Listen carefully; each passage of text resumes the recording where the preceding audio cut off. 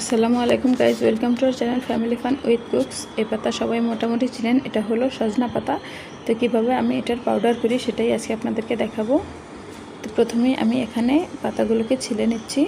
এটা খুবই সহজ, ধরে জাস্ট এভাবে পাতার ডাঁটাটার গোড়া থেকে আগার দিকে টান দিলে অটোমেটিক পাতাটা ছিঁড়ে আসবে। তো নিয়ে এবার এগুলোকে আমি খুব ভালো করে ধুয়ে নেব, কিছুক্ষণ পানিতে ভিজিয়ে রেখে যাতে এক্সট্রা ময়লাগুলো নরম হয়ে যায়। তারপরে নেড়েচেড়ে ভালো করে ধুয়ে পানি ঝরিয়ে নেব। নিয়ে এটাকে আমি রোদে শুকাবো না, কারণ আমি যেহেতু ফ্ল্যাট বাসায় থাকি, এখানে রোদ নেই আর এ বাসার ছাদ খোলে না। তো আমি এগুলোকে চুলায় শুকাবো। আমি ম্যাক্সিমাম জিনিস চুলায় শুকাই, তো চুলার নিচে দিই না, আমি চুলার উপরে দিয়েই জাস্ট 2-1 ঘন্টার মধ্যেই শুকিয়ে ফেলি। তো এগুলোকে আমি পানি ঝরিয়ে নেওয়ার পরে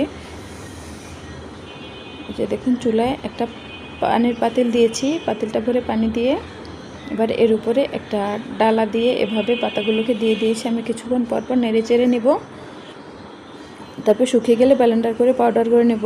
আর এর ফাঁকে দেখাচ্ছি আমি কীভাবে সজনে পাতা ভাজি করি।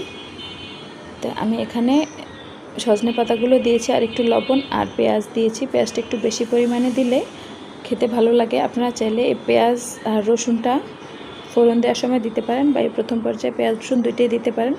তো আমি এই পর্যায়ে শুধু পেঁয়াজ দিয়েছি, পরে রসুন দিব। শাকটা যখন সিদ্ধ হয়ে এসেছে তখন আমি এই সাইজের 2টা রসুন কুচি করে আর 4-5টা কাঁচামরিচ কুচি করে একটু সরষের তেল দিয়ে, আপনারা চাইলে এখানে সয়াবিন তেল ইউজ করতে পারেন, দিয়ে এটাকে একটু ভালো করে ভেজে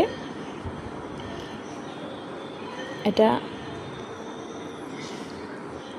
ভাজা হলে সজনে পাতার মধ্যে দিয়ে দেব। আর আমার ভিডিওটি যদি ভালো লাগে তাহলে অবশ্যই like, comment, share and subscribe করে পাশে থাকা বেল বাটনটি ক্লিক করে অল নোটিফিকেশনে দিয়ে রাখবেন, যাতে আমি নতুন কোনো ভিডিও আপলোড দেওয়া মাত্র আপনাদের কাছে নোটিফিকেশন চলে যায়।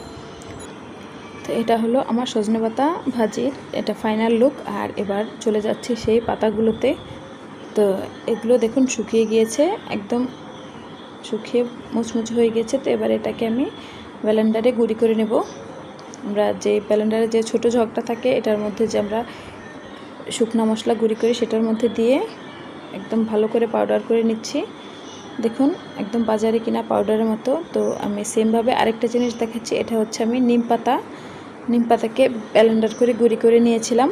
পাতাগুলো একটু কালো হয়ে গিয়েছে, কারণ আমি পাতাগুলো গাছ থেকে দেশ থেকে নিয়ে এসেছিলাম। তো এনে টিপে রাখাতে এটা কালো হয়ে গেছে। এটাকেও সেমভাবে আমি গুঁড়ি করে নেব। সো আজকের মতো টাটা।